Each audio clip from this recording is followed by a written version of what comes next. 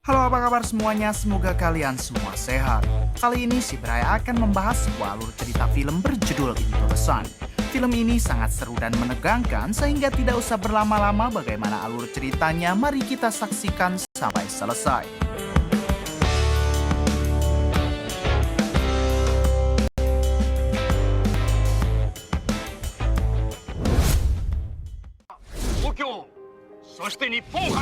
Di awal film memperlihatkan seorang gubernur Tokyo yang baru saja terpilih sedang berpidato di depan para warganya.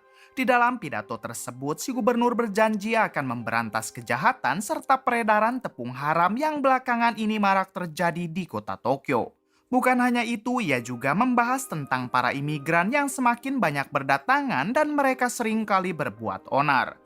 Si gubernur berencana akan segera membuat undang-undang baru yang berkaitan dengan para imigran dan ia tidak akan segan untuk memulangkan mereka ke negaranya.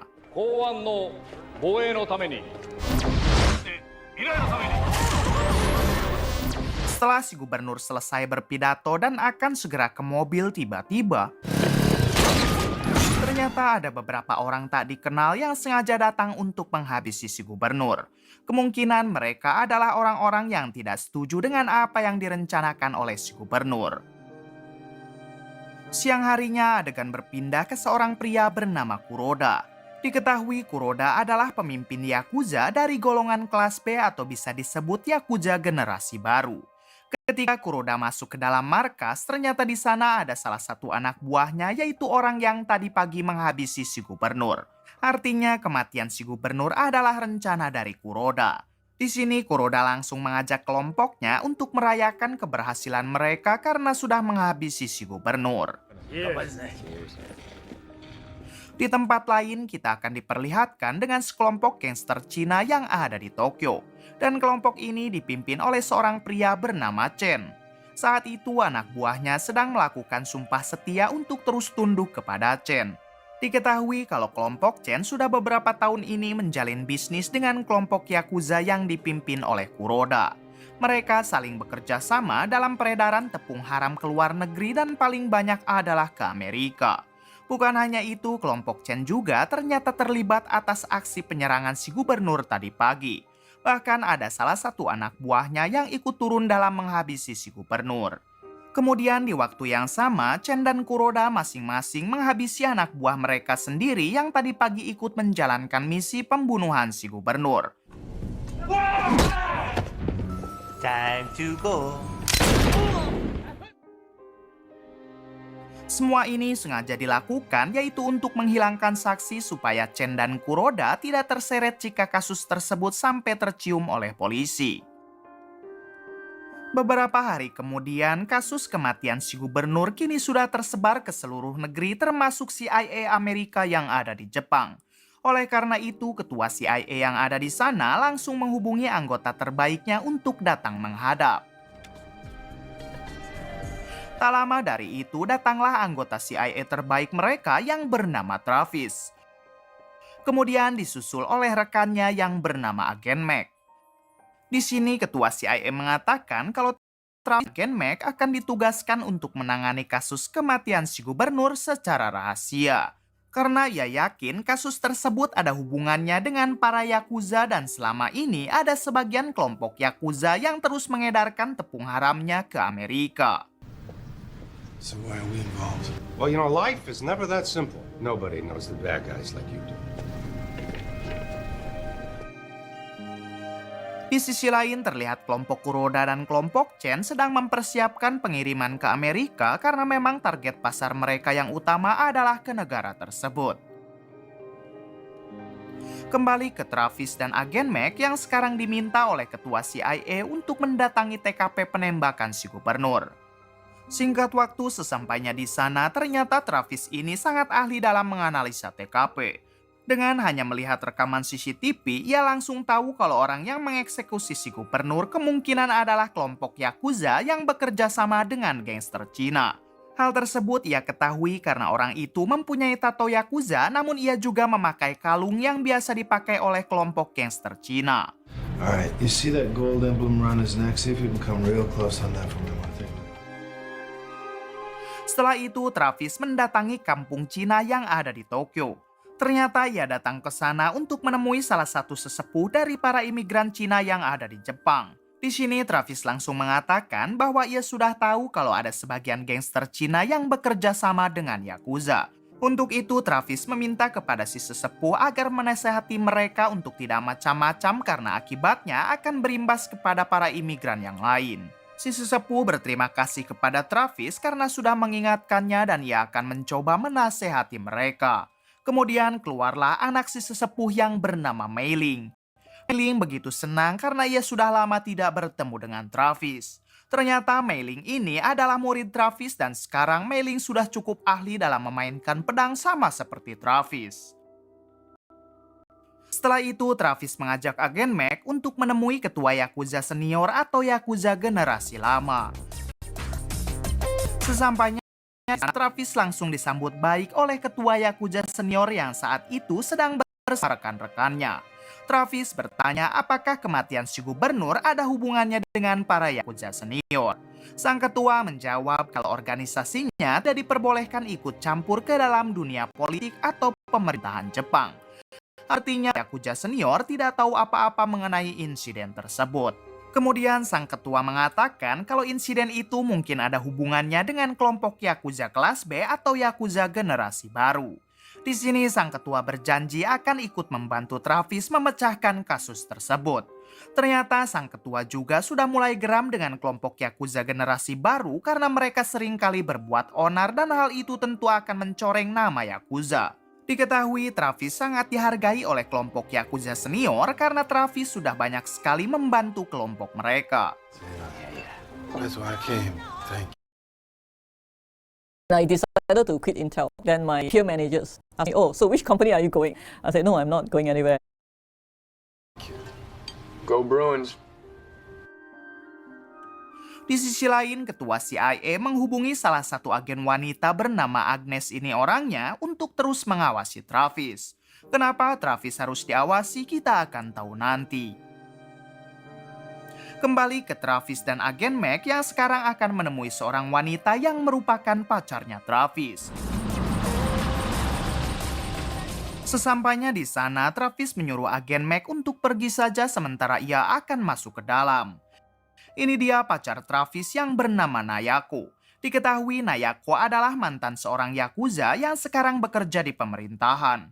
Di sini Travis bertanya kepada Nayako apakah Nayako tahu tentang para Yakuza generasi baru. Nayako menjawab kalau ia kenal dengan salah satu pembuat tato yang biasa mentato para Yakuza. Ia yakin kalau si pembuat tato mempunyai informasi yang diinginkan oleh Travis. It's nice to see you. So, I love you. You'll be good. Setelah itu Nayako dan Travis berjalan-jalan di taman untuk menghabiskan waktu bersama. Di sini Nayako meminta Travis jika Travis sudah menyelesaikan masalah ini, ia ingin hidup di Amerika bersama Travis. Mendengar hal itu, Travis pun berjanji kalau ia akan membawa Nayako pergi setelah semuanya selesai. Kemudian mereka pergi ke suatu tempat dan diakhiri dengan pengairan di ladang milik Nayako. Keesokan harinya, Travis dan agen Mac pergi mencari si pembuat tato.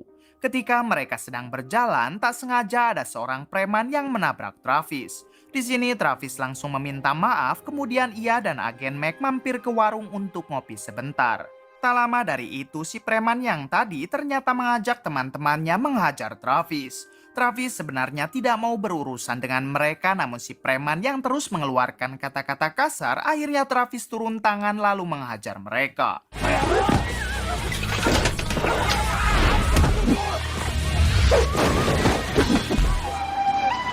Tak lama kemudian, para polisi berdatangan dan Travis meminta agen Mac untuk menyelesaikan urusan ini. Di balik itu terlihat Agnes yang terus memantau Travis dari kejauhan. Kemudian Travis akhirnya bertemu dengan si pembuat tato. Travis mengatakan kalau ia adalah pacar Nayako dan kebetulan si pembuat tato ini merupakan sahabat baik Nayako. Di sini Travis bertanya mengenai para Yakuza generasi baru yang sedang ia selidiki. Mendengar hal itu, si pembuat tato mengatakan kalau Yakuza generasi baru terdiri dari banyak sekali kelompok. Akan tetapi yang sering kali berbuat onar adalah kelompok Yakuza Kuroda serta kelompok Yakuza Kojima. Ia yakin di antara kedua kelompok itulah yang sudah menghabisi si gubernur. Diketahui kalau kelompok Kuroda dan Kojima seringkali terlibat permusuhan dan mereka tidak pernah akur. 中国人と手を組んで麻薬の密売を独占しようとしてるらしい。Is there any way you could maybe? Setelah itu, Travis mendatangi dulu kelompok Kojima. Terlihat Agnes yang masih terus memantau Travis dari kejauhan dan apa sebenarnya tugasnya kita akan diberitahu nanti. Di sini Travis bertanya apakah kelompok Kojima ada kaitannya dengan kematian sang gubernur. Mendengar hal itu, Kojima mengatakan kalau ia tidak ada hubungannya dengan kasus tersebut.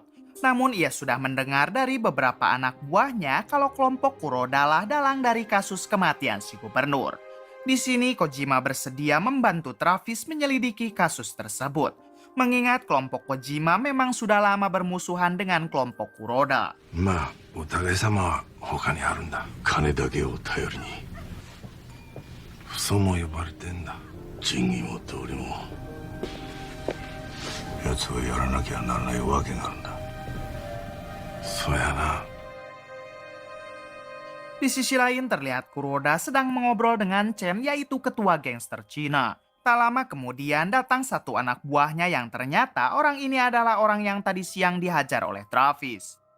Setelah menceritakan semuanya, Kuroda meminta orang tersebut agar memotong satu jarinya sebagai permintaan maaf. Yaitu karena orang ini sudah berbuat onar sampai memancing para polisi kota berdatangan. Setelah itu, Kuroda dengan sadis langsung menghabisinya. Keesokan harinya, Kuroda tiba-tiba mendapat sebuah surat ancaman. Saat dibaca, ternyata surat tersebut dari musuh kelompoknya, yaitu kelompok Kojima. Kuroda yang tidak takut sama sekali, ia pun menganggap enteng surat ancaman tersebut. Namun Kuroda langsung meminta anak buahnya untuk menghabisi kelompok Kojima. This is how we build a second income stream from online products business while keeping our full-time job. Di sisi lain, sesepuh para imigran Cina mendatangi Chen, yaitu untuk mengingatkan agar Chen berhenti bekerja sama dengan kelompok Kuroda. Mendengar hal itu, Chen bertanya memang ada masalah apa sampai si sesepuh menyuruhnya berhenti. Si sesepuh mengatakan kalau kelompok Kuroda sekarang diincar oleh seorang anggota CIA bernama Travis. Ia sangat paham betul dengan kebrutalan Travis sehingga lebih baik para imigran seperti mereka tidak macam-macam dengan Travis. Setelah itu, Chen yang tidak peduli dengan nasihat si sesepuh, ia pun segera menghubungi Kuroda dan menjelaskan kalau Kuroda sekarang sedang dipantau oleh CIA bernama Travis. Mendengar hal itu, Kuroda pun tidak gentar walaupun ia tahu kalau Travis adalah orang yang sangat dihargai oleh para Yakuza generasi lama. Kuroda juga sebenarnya paham akan kebrutalan Travis. Malam harinya memperlihatkan anak buah Kuroda yang mulai menghabisi satu persatu anggota Kojima.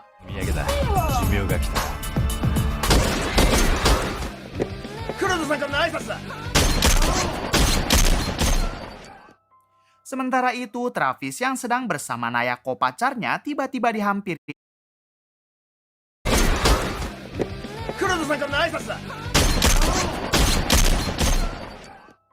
Sementara itu, Travis yang sedang bersama Nayako pacarnya tiba-tiba dihampiri oleh agen Mac. Di sini agen Mac mengatakan kalau ia sudah menemukan tempat pembuatan tepung haram milik Kuroda. Mendengar hal itu, Travis meminta agen Mac untuk mencari bukti dengan memotret segala sesuatu yang ada di sana dari jarak jauh. Sebelum pergi, Travis berpesan agar agen Mac tidak gegabah jika tidak sedang bersama dirinya. Nice to meet you. Keesokan harinya, agen Mac mulai melakukan pemantauan ke gudang milik Kuroda dari jarak jauh. Namun karena agen Mac sangat penasaran, ia malah nekat masuk ke tempat tersebut secara diam-diam. Saat sudah di dalam, akhirnya agen Mac menemukan beberapa berkas bukti mengenai kejahatan kelompok Kuroda.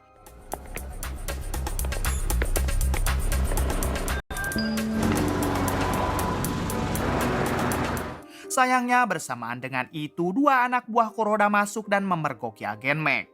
Untungnya agen Mac segera menodongkan senjata hingga akhirnya ia berhasil keluar dengan selamat.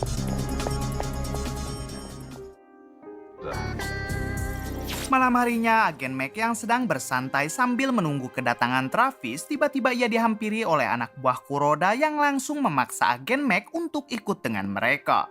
Ternyata anak buah Kuroda membawa agen Mac ke dalam markas. Kebetulan di markas itu juga ada Chen, si ketua gangster Cina. Tanpa ragu mereka langsung menyiksa agen Mac lalu menghabisinya. Di sisi lain, Kojima mendatangi para petinggi Yakuza generasi lama untuk meminta bantuan. Kojima mengatakan kalau anak buahnya banyak yang sudah dihabisi oleh kelompok Kuroda. Ia juga memberitahu kalau kelompok Kuroda bekerja sama dengan kelompok gangster Cina dalam memasarkan tepung ke luar negeri dan menghabisi gubernur Tokyo.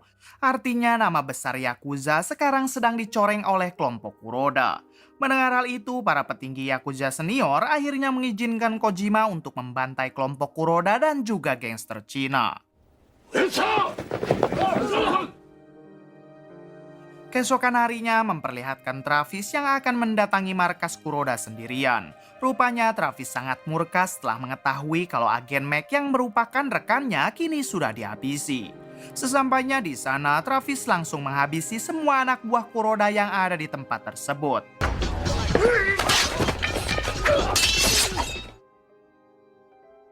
3 jam setelah itu datanglah beberapa anak buah Kuroda dan mereka dibuat kaget setelah melihat tempat ini sudah berantakan. Namun entah mengapa semua jasad yang tadi dihabisi Travis sekarang sudah menghilang. Di sisi lain, anak buah Kojima juga mulai membantai satu persatu anak buah Kuroda yang saat itu ada di pinggir jalan. Hari berikutnya, Kuroda mendatangi kelompok Chen untuk mengajaknya melakukan penyerangan balik kepada kelompok Kojima.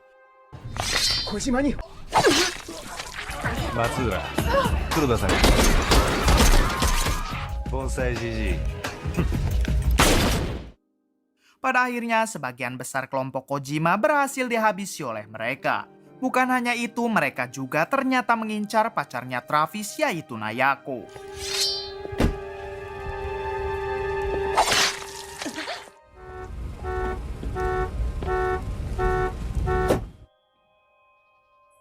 Setelah kematian Nayako, Travis menemui Mei-ling, yaitu muridnya dulu.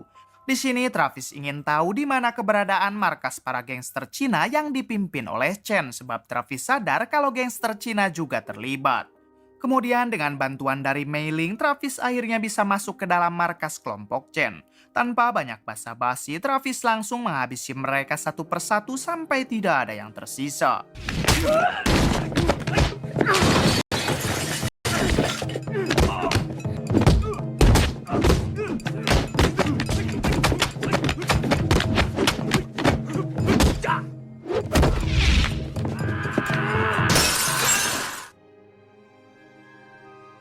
Setelah itu, Travis dan Nayako pergi menemui si pembuat tato. Di sini Travis mengatakan kalau Nayako kini sudah tewas dihabisi oleh gangster Cina dan juga kelompok Kuroda. Mendengar hal itu, si pembuat tato begitu marah sebab Nayako sudah ia anggap sebagai kakak kandungnya sendiri. Si pembuat tato juga bersedia membantu Travis menunjukkan di mana Kuroda biasa bersembunyi sebab ia juga ingin ikut balas dendam atas kematian Nayako. Pada malam berikutnya, Travis, Mei-ling, dan si pembuat tato datang ke persembunyian kelompok Kuroda. Tanpa banyak pavivu, mereka bertiga mulai menghabisi satu persatu anak buah Kuroda.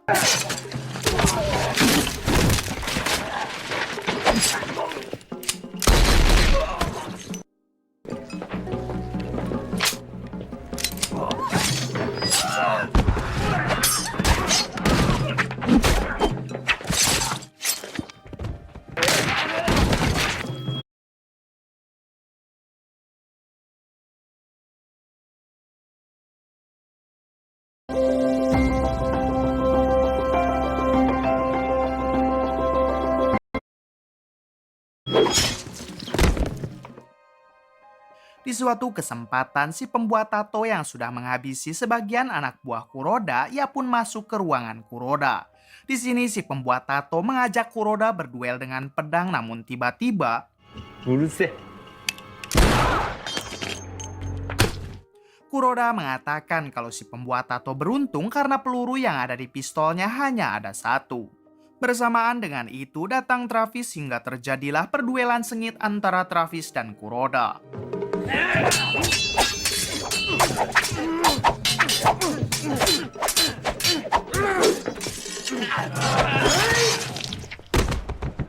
Pada akhirnya Travis berhasil menghabisi Kuroda dengan cukup mudah. Di sisi lain, Mei Ling juga sudah meratakan anak buah Kuroda yang masih tersisa. Keesokan harinya memperlihatkan Travis, Mei Ling, dan si pembuat tato sedang menghadiri pemakaman Nayako. Sementara itu di sisi lain ternyata Agnes yang selama ini terus mengikuti Travis, yaitu untuk membersihkan seluruh jasad korban yang sudah dihabisi oleh Travis. Hal tersebut dilakukan karena misi Travis begitu sangat rahasia dan tidak boleh tercium oleh kepolisian Jepang. Karena dengan begitu pihak Amerika masih terus berhubungan baik dengan pemerintah Jepang. Di tempat lain, para petinggi Yakuza generasi lama memutuskan untuk mengawasi semua kelompok Yakuza generasi baru, yaitu agar tidak ada lagi yang mencoreng nama besar seluruh Yakuza. Beberapa minggu kemudian, ketua CIA mendapat kabar kalau peredaran tepung dari Jepang ke Amerika kini sudah tidak ada lagi. Artinya misi Travis sudah berjalan sesuai rencana. Tamat. Oke, bagaimana menurut kalian? Terima kasih yang sudah menonton sampai akhir. Mohon maaf bila banyak kesalahan. Salam dari Bray Movie.